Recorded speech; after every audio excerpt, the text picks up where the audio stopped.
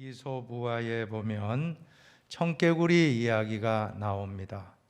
청개구리 한 마리가 있었는데 항상 엄마 말씀에 반대로 했던 것입니다. 엄마가 시키면 무조건 불순종, 산에 가라고 하면 강에 가고, 강에 가라면 산에 가고, 공부하라고 하면 놀고, 놀라고 하면 또 책 잡고 공부하는 그러한 엄마 속을 무척 썩였습니다.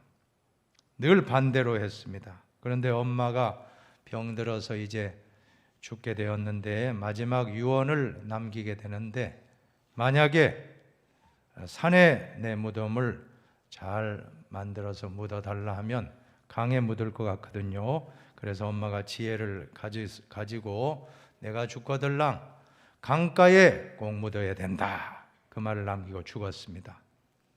이 불효막심한 청개구리도 마지막 엄마의 유언만큼은 순종을 했던 것입니다. 철이 들었습니다. 뒤늦게 철들고 정말 그대로 엄마 말씀대로 산에 묻지 않고 강가에 무덤을 잘 묻어드렸는데, 문제는 비가 내리고 강물이 불어나면 걱정이 되는 겁니다. 우리 엄마 묘가 떠내려간다 해서 개골 비 오면 개구리들이 울잖아요. 그것이 참 이솝우화에 나오는 청개구리 우화입니다. 오늘 우리에게 어떤 교훈을 주고 있습니까? 청개구리도 엄마의 마지막 유언은 잘 귀담아 들었다라고 하는 것입니다.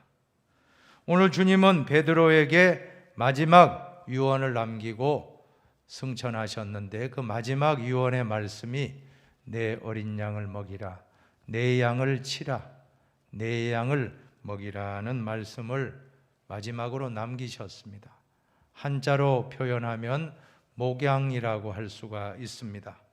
목양의 사명, 목양은 예수님의 마지막 유언과 같다고 볼 수 있습니다. 청개구리도 마지막 엄마의 유언을 기억했다면 우리 성도님들 예수님의 마지막 당부의 말씀은 깊이 새기고 우리도 목양의 사명을 잘 감당해야 될 줄로 믿습니다. 이 목양은 베드로에게만 맡겨준 사명이 아니라 우리들에게도 다 주신 사명이고, 이 목양의 사명은 오늘날 저와 같은 목회자에만 주신 사명이 아니라 우리 모든 장로님, 권사님, 집사님, 성도님들 예수 믿는 그 순간부터 우리는 목양의 사명이 있습니다. 목양의 핵심은 나와 똑같은 제자를 내 어깨 위에 세우는 비전인 것입니다. 교사로 봉사하시는 분들은 나와 똑같은 교사를 내가 키워내겠다 하는 비전입니다. 또한 구역장으로 봉사하시는 분이 있다면 또 다른 구역장을 세우고, 찬양대로 오늘 이렇게 글로리아 찬양대 얼마나 은혜롭습니까? 이 글로리아 찬양대 나 혼자만 찬양하는 게 아니고 나와 같이 하나님을 사랑하며 찬양할 사람을 여러분이 세우시기 바랍니다. 그것이 바로 목양입니다. 또한 기도하는 분은 혼자 기도하는 것이 아니라 나와 똑같은 마음으로 기도할 수 있는 분을 또 세우는 것입니다. 전도도 혼자 전도하지 마시고 나와 똑같은 전도할 수 있는 사랑의 마음을 가진 분을 세우는 것이 바로 목양입니다. 봉사도 헌신도 다른 사람을 나와 똑같은 제자로 세우는 것이 바로 목양의 목적이라고 할 수 있습니다. 잠언 27장 23절에 보면 내 양떼의 형편을 부지런히 살피며 내 소떼에게 마음을 두라고 말씀하셨습니다. 지난 3년간 코로나 기간 동안에 사실 목양하기가 매우 힘들었습니다. 사회적 거리두기로 인하여 접촉 자체가 불가능했습니다. 그러나 이제 코로나도 잠잠해지고 모든 것이 이제는 2023년도에는 다 정상화될 줄로 저는 믿습니다. 올 한 해 양떼의 형편을 부지런히 살피는 목양사역에 전념하는 2023년도가 될 수 있게 되기를 축복합니다. 자, 그러면 어떻게 목양하라고 주님이 말씀하십니까? 첫 번째로 목양은 오직 사랑으로만 가능하다는 것입니다. 오늘 본문에 보면 요한의 아들 시몬아, 베드로를 그렇게 부릅니다. 시몬이란 이름이 베드로의 본명입니다. 요한의 아들 시몬아, 내가 나를 사랑하느냐? 한 번도 아니고 두 번, 세 번 반복해서 이 질문을 하신 다음 그 다음에는 내 양을 먹이라, 내 양을 치라, 내 양을 먹이라, 세 번 또 목양을 당부하시는 걸 볼 때 먼저 사랑의 관계가 우선이라고 하는 걸 알 수 있습니다. 목양 사역보다 여러분 자꾸 목양만 하려고 하지 말고 예수님을 더 사랑하면 될 줄로 믿습니다. 사랑하면 쉬워집니다. 왜 우리가 힘듭니까? 왜 피곤하고 지치고 왜 그렇게 어렵습니까? 관계가, 우리 교회 생활이 왜 이렇게 재미가 없습니까? 사랑의 관계가 아니면 봉사만 하면 금방 피곤하고 지치고 상처받을 수밖에 없는 것입니다. 남자들이 군대 생활이 왜 힘들어합니까? 전에 36개월 하다가, 제가 군대 생활할 때는 보통 30개월 하다가 20몇 개월로 줄다가 요즘에는 18개월입니다. 반으로 줄었습니다. 자, 그런데도 왜 힘들다고 합니까? 청년들 말 들어보면 우리 자녀들 이제 군대 많이 좋아졌지, 아빠 때하고는 다르지, 할아버지 할머니 때하고 다르지, 할아버지 때와 다르지 하면 우리 청년들 전혀 수긍하지 않습니다. 그래도 힘들다고 하는 것입니다. 왜 그렇습니까? 그것은 팔도에서 다른 지역에서 모인 청년들이 한솥밥을 먹으며 같이 생활한다는 것이, 관계가, 그것도 계급사회에서 함께 먹고 잔다는 것이 얼마나 힘든 일입니까? 요즘 청년들 얼마나 개인주의 성향이 강합니까? 잘 자유롭게 살다가 군대 생활할 때 잘 모르는 사람들과 같이 어울려서 단체 생활, 공동체 생활을 한다는 것이 그렇게 힘들다고 하는 것입니다. 만약에 우리 청년들 친한 친구 20, 30명 같이 소대에 묶어 놓는다면 아마 재미있게 할 거예요. 그러나 현실은 그렇지 않은 것입니다.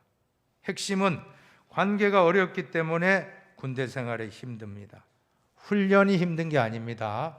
관계가 힘들기 때문입니다. 오늘 목양의 핵심도 관계입니다. 우리가 사랑하면, 우리 구역 식구를 사랑하면 구역은 목양이 잘 될 줄로 믿습니다. 우리 목사가 교인을 잘 사랑하면 목회가 잘 될 줄로 믿습니다. 사랑하는 성도 여러분, 사업을 여러분이 사랑하시면 사업의 큰 성공이 이루어질 줄로 저는 믿습니다. 성도들도 교회를 사랑하면 신앙생활에 성공할 줄로 믿습니다. 설교자가 이 지금 설교하는 시간을 사랑하고 설교한다면 반드시 설교에 성공하게 된다라고 하는 것입니다. 설교에 참 훌륭한 설교자가 있습니다. 곽선희 목사님이라고, 소망교회 원로 목사님인데 이번 설교를 잘하기로 유명한데, 세미나 하고 나면 항상 질문을 받는데 언제나 10이면 9번 질문은 목사님 어떻게 하면 설교를 잘합니까? 하고 물어본다라고 하는 것입니다. 그러면 그 목사님은 언제나 똑같은 대답 2가지를 설명하는데, 첫 번째는 설교자가 먼저 하나님의 음성을 들어야 합니다. 설교자가 하나님의 음성을 들어야만이 선포할 것 아닙니까? 듣기 위해서는 기도하십시오. 묵상하십시오. 그리고 다른 사람의 설교도 많이 들어야 합니다라고 강조하는 것입니다. 소설가가 소설을 쓰기 위해서는 200편의 소설을 읽어야 한다는 말이 있습니다. 설교가도 다른 분의 설교를 많이 공부하고 듣고 은혜 받으면 거기에서 나만의 설교가 또 나온다라고 하는 것입니다. 두 번째로는 설교 시간을 사랑하고 즐겨야 한다라고 강조합니다. 설교 시간을 무거운 짐으로 여기지 말고 축복의 시간으로 여기고 행복한 시간을 여기고 설교하라는 것입니다. 저는 그 말을 들을 때 논어의 한 구절이 떠올랐습니다. 지지자 불여 호지자, 호지자 불여 락지자입니다. 무슨 뜻입니까?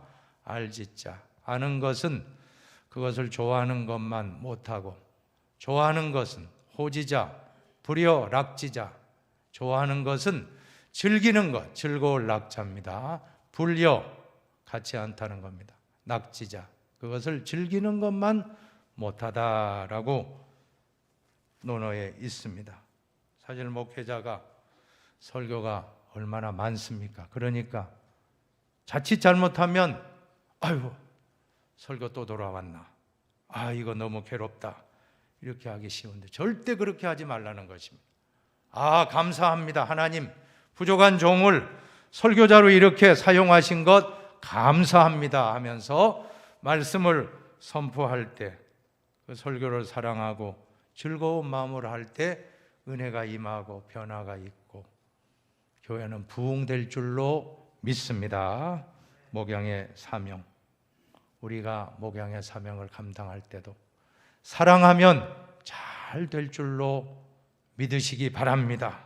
오늘 특별히 교회학교 교사로 부르심을 받은 분들이 있다면 사랑의 은사를 받아야 할 줄로 저는 믿습니다.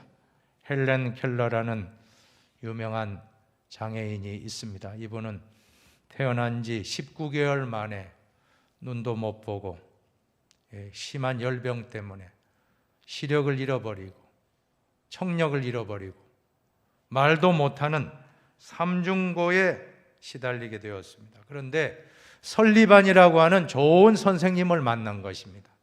설리반 선생님을 7살 때 만나게 되는데 훗날 자서전에서 그날은 내 영혼의 생일과 같은 날이다, 내가 다시 태어난 날이라고 하는 것입니다. 그 설리반 선생의 영향으로 그 이후 48년 동안 좋은 영향을 받고 훌륭한 인재로 성장할 수가 있었던 것입니다.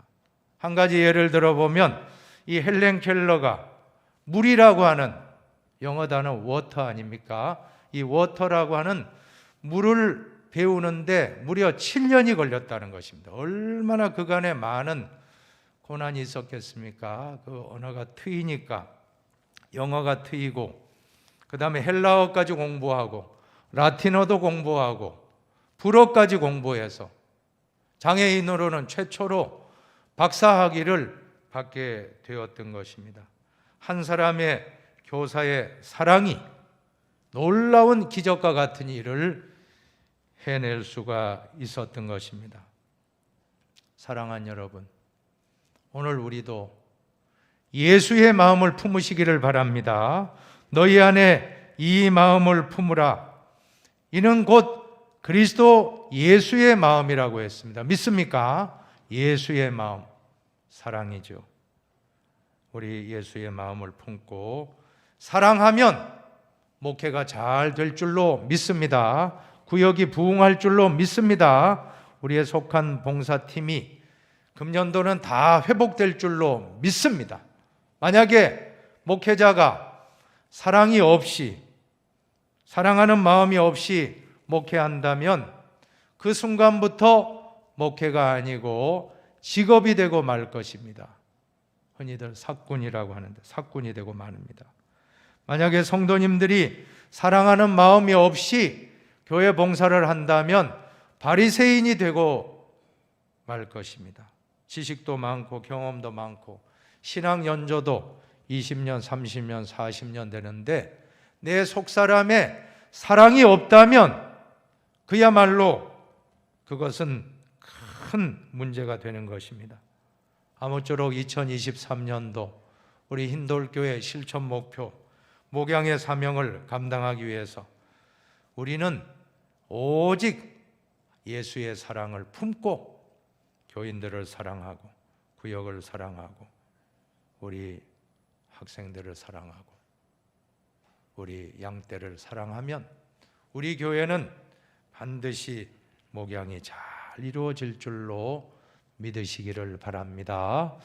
두 번째로는 목양은 내가 하는 것이 아니라 주님이 하십니다. 오늘 그래서 이 예수님의 말씀 중에 공통되는 단어를 한번 찾아보시기 바랍니다. 내 어린 양을 먹이라, 내 양을 치라, 내 양을 먹이라. 뭡니까? 내 양입니다. 내 양. 내 양이라는 것은 예수님의 양이라는 것입니다. 오늘날 주의 종들이 종종 범하게 되는 오류가 있습니다. 양떼를 맡았는데 예수님의 양인데 목회자 개인의 양으로 착각할 때 큰 문제가 발생합니다. 오늘 목자의 사명은 무엇입니까? 목자의 사명은 양을 예수님께로 인도하는 사명인 줄로 믿습니다. 여러분, 교주와 이단의 교주와 우리 목사의 차이가 무엇입니까? 교주는 양을 자기에게로 이끄는 자들입니다. 세뇌시키고 자기 말만 듣게 하고, 예수는 온데간데, 왜냐하면 자기가 예수니까. 그 교주 아닙니까? 나를 따르라, 나를 따라오라.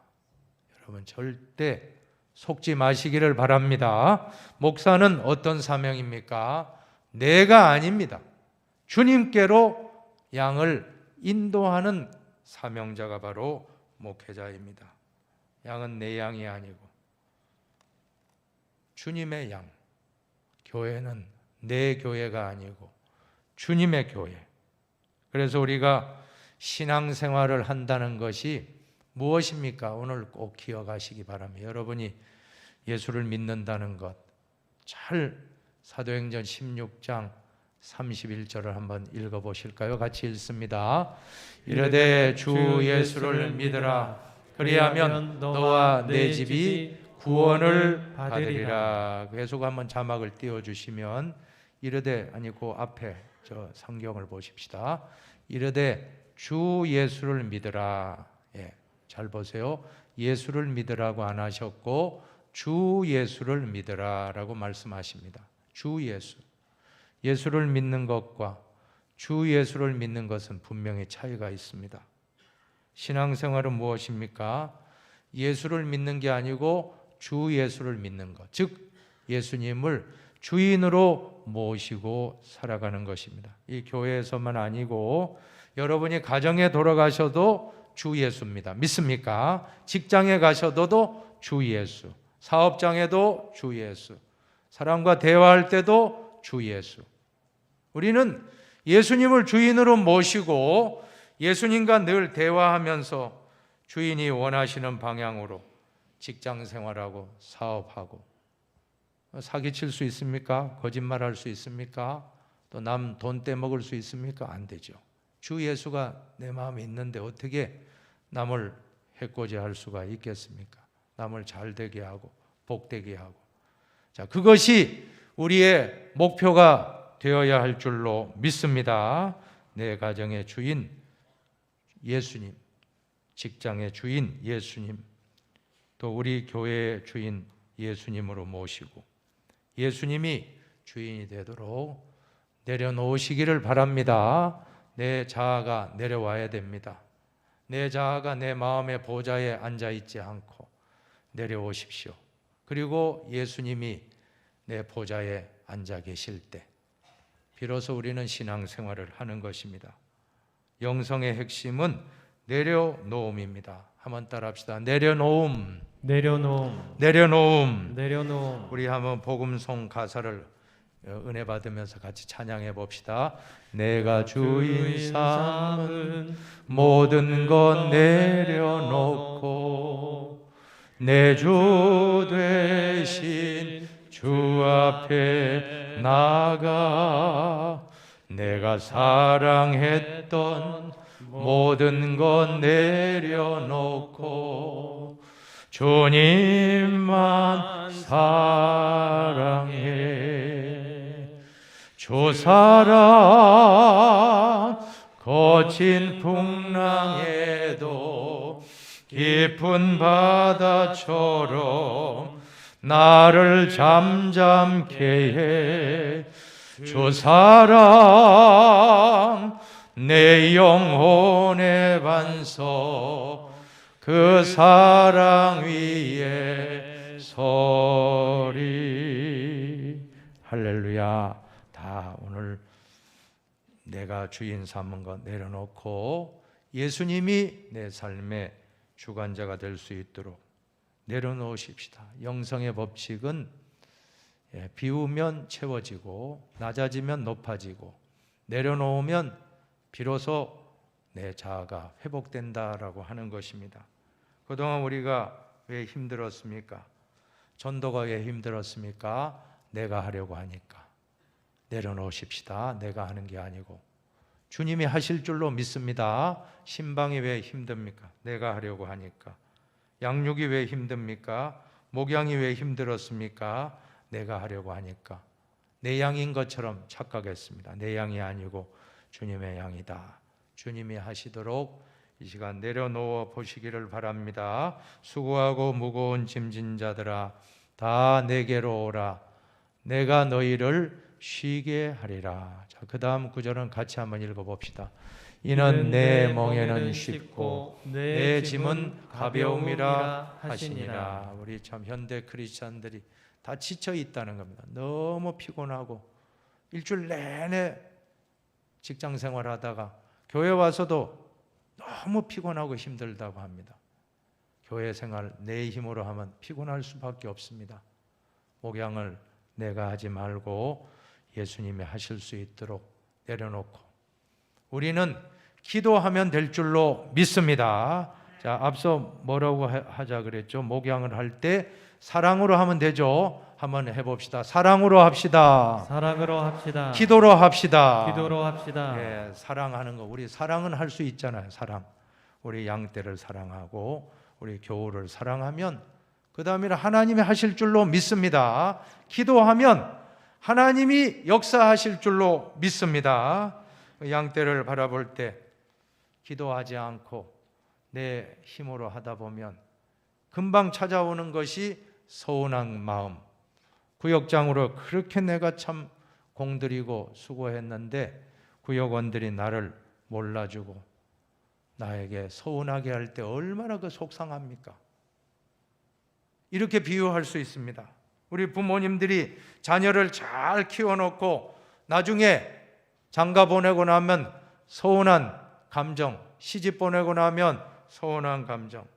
왜 그렇습니까? 부모님들의 마음속에는 항상 내가 이렇게 뼈 빠지게 먹을 거 먹지 않고 입을 거 입지 않고 놀러 갈 거 놀러 가지 않고 우리 자녀를 위해서 다 헌신하고 다 투자하고 했는데 자녀가 몰라준다 할 때 얼마나 마음이 상하십니까? 그 서운한 감정은 이로 표현할 수가 없을 것입니다. 사랑하는 여러분, 그런 마음이 들 때마다 내 자녀가 아니라 주님의 자녀라고 한번 맡겨보시기를 바라겠습니다. 여러분, 자식을 잘 키워서 믿음의 가정으로 각각 분가시켰다라고 하면 성공하신 줄로 믿습니다. 너무 바라지 마십시다.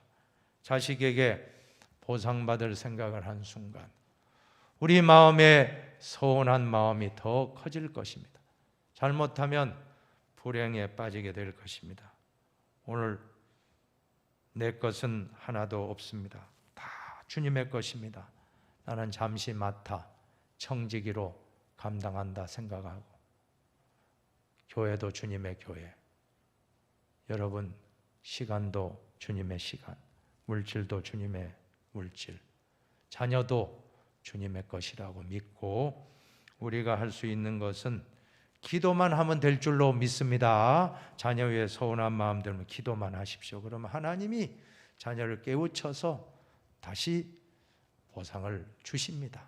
우리가 하려고 하면 상처 입습니다. 내가 따지면 더 관계 파괴됩니다. 기도하십시다. 주님의 양이다. 주님의 자녀다. 나는 잠깐 이 아이들을 키워서 저렇게 성장시키는 도구였다. 내게 아니고 창조주 하나님의 소유다 생각하면 우리 마음이 평안할 줄로 믿습니다. 모든 것을 주님의 것이라고 고백할 때에 마음에 평안이 옵니다. 주님의 주권을 인정할 때에 큰 평안이 있습니다.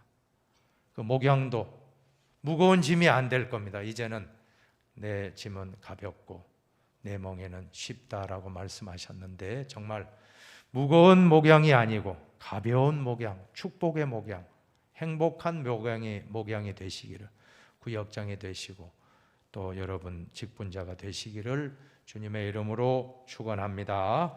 자, 한 가지만 더 우리가 알아야 될 것은 목양의 사명은 연약하지만 성령 충만을 받으면 된다라고 하는 것입니다. 얼마 전까지 베드로가 얼마나 자신만만했습니까? 호언장담하고 예수님이 너희 중에 나를 부인하게 될 것이다. 제자들에게 말했을 때 아닙니다. 예수님, 나는 죽을지언정 절대 예수님 부인 안 합니다 하고 장담했습니다. 장담했어요. 그러나 3번씩이나 부인하지 않았습니까? 얼마나 부끄러운 일을 당했습니까? 차마 얼굴을 들고 다닐 수 없는 수제자라는 사람이 계집종 앞에서, 여종 앞에서 모른다라고 3번씩이나 부인하니 정말 고개 들 수가 없었습니다. 그때 이 실패한 베드로를 찾아오셔서 고기 잡아 숯불 생선구이를 만들어서 먹여주십니다. 그러면서 회복시켜 주시는데 오늘 본문은 베드로가 3번 주님을 부인하던 장면과 너무나도 유사합니다. 숯불 앞에서 부인했는데 불 쪼면서 그저 추워서 불 쪼면서 있는데 저 사람 예수의 제자입니다. 누가 이야기하니까 나 모릅니다. 나 예수 몰라요. 3번이나 부인했잖아요. 이번에는 숯불 앞에서 고기 생선 구이 해주면서 사랑을 물으셨습니다. 베드로가 주님을 부인할 때 3번 부인했듯이 주님을 사랑하는지를 물으실 때도 3번 반복하십니다. 무슨 뜻이 있겠죠? 그것은 베드로의 상처를 깨끗하게 치유하고 베드로를 더 크게 쓰시기 위하여 예수님이 용서해 주시고 새롭게 해 주신 것입니다. 그리고 예수님이 베드로를 부를 때 베드로야 부르지 않고 요한의 아들 시몬아라고 부르고 계십니다. 시몬, 베드로라는 이름은 시몬이라는 것은 갈대고 베드로는 반석입니다. 반석과 같은 이 베드로를 지금은 시몬이라고 부른다는 것은 네가 나를 부인한 것은 너 육의 사람, 갈대 같은 연약한 너의 본연의 모습이다. 그러나 이제 너는 성령 충만을 받고 베드로가 될 거야. 이제는 더 크게 쓰임받아. 그러니 목양 사역에 전념하라 라고 목양을 맡겨주신 것입니다. 과연 그 말씀대로 오순절에 기도하다가 이 베드로가 성령 충만을 받고 나가서 복음 전파할 때 3,000명이 회개하고 돌아왔다라고 사도행전 2장에 말씀하지 않습니까? 복음서의 베드로, 시몬과 사도행전의 베드로, 성령 충만한 사람, 완전히 다른 사람 되었습니다. 시몬이 변하여 베드로가 되었던 것입니다. 사랑하는 여러분, 목양은 육신의 시몬의 모습으로는 목양할 수가 없습니다. 영적인 베드로가 다 되시기를 바랍니다. 성령 충만. 우리 한번 복습해 보십시다. 사랑으로 목양합시다. 사랑으로 목양합시다. 기도로 목양합시다. 기도로 목양합시다. 성령으로 목양합시다. 성령으로 목양합시다. 누가 봉사하려면 하나님이 공급하시는 힘으로 하는 것 같이 하라. 성령의 힘입니다. 우리 혼자 힘으로 봉사하면 다 우리는 두 손 들 수밖에 없습니다. 오늘 이 시간에 다 성령의 능력을 받고 나아가시기를 바랍니다. 언제 받습니까? 기도할 때. 사랑하는 여러분, 오늘 기도하는 가운데 성령 충만을 받고 다 사랑의 은사를 받길 바랍니다. 우리 인도교회 성도님들은 다 기도 충만, 성령 충만, 사랑 충만하여 우리도 베드로처럼 성령 충만 받고 사랑 은사를 받아 목양의 사명을 잘 감당하시기를 축복합니다.